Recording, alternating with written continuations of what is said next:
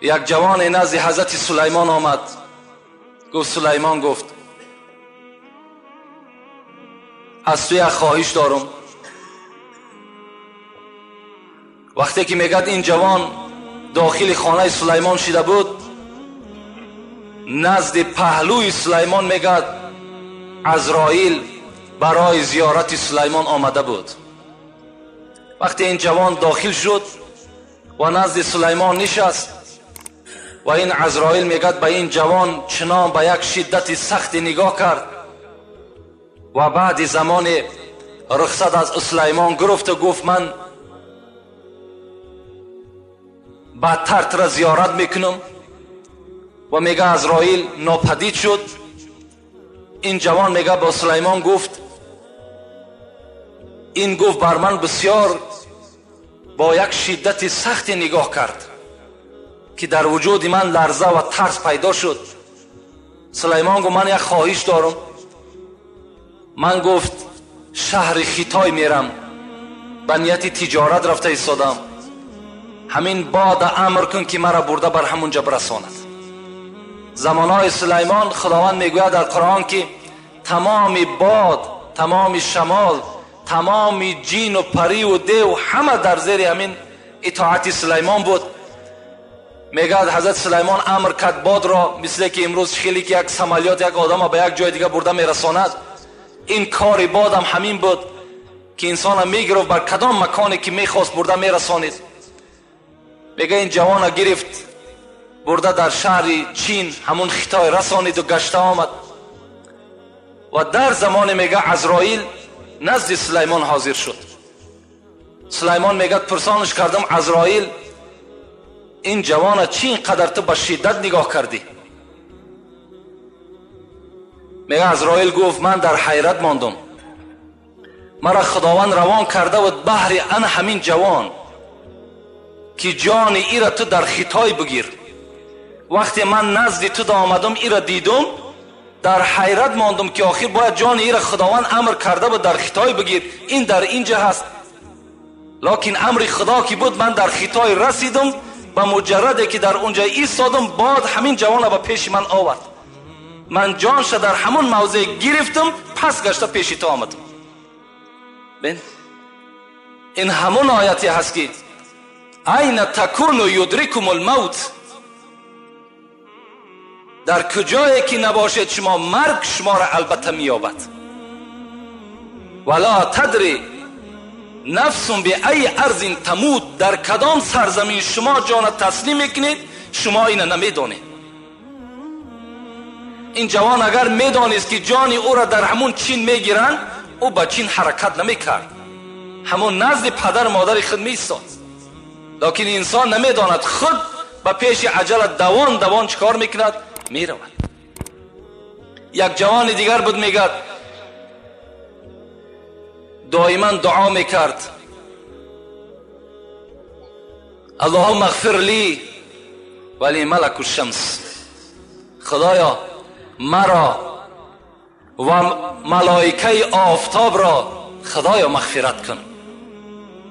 دائم میگه دعاش همین بود. البته ماهتاب هم به خود ملائکه های دارد، شمال هم به خود ملائک دارد، رزق رسان خداوند هم که باشد خدمتگارهای و ملائکه ها هستند، آفتاب هم به خود گرداننده آفتاب هم خداست، لکن این هم به واسطه ملائکه ها می شود.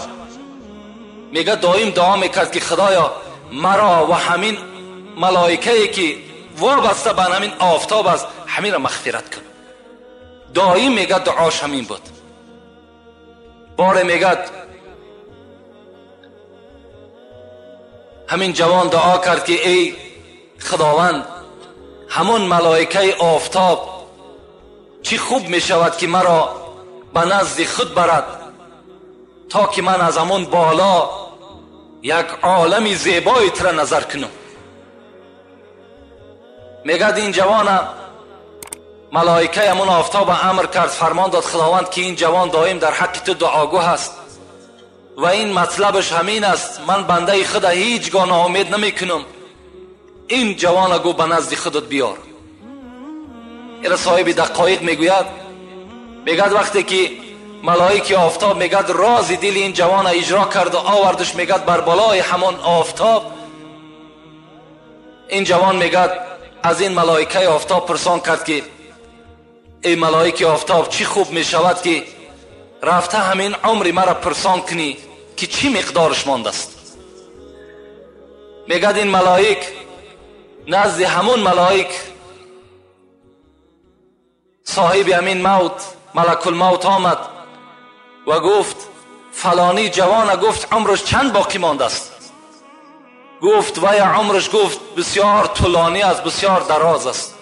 گفت چی مقدار دراز است؟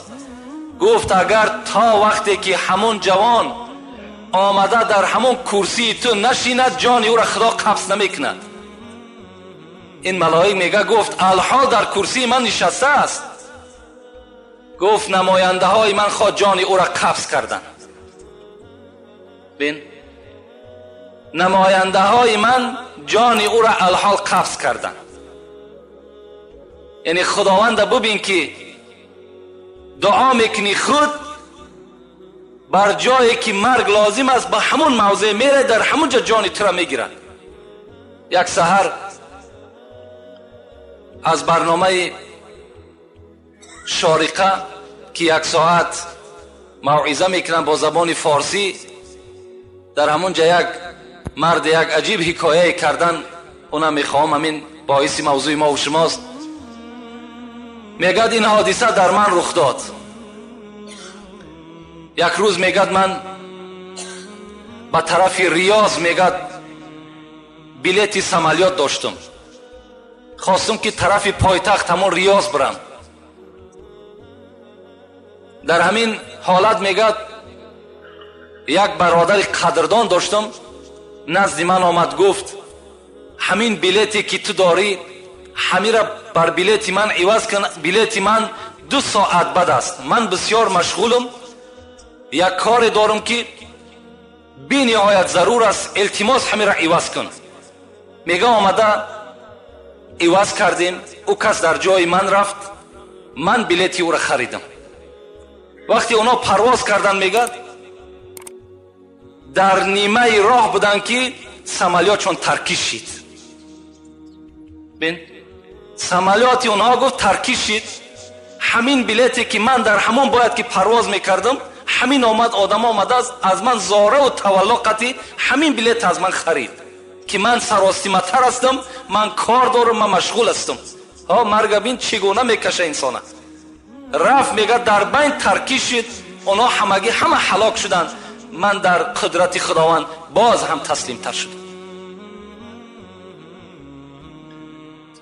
چی روز است روز مرگ ای آدمی ذات، چی روز است روز مرگ ای آدمی ذات، نسازی چون از آن روزی تبه یاد.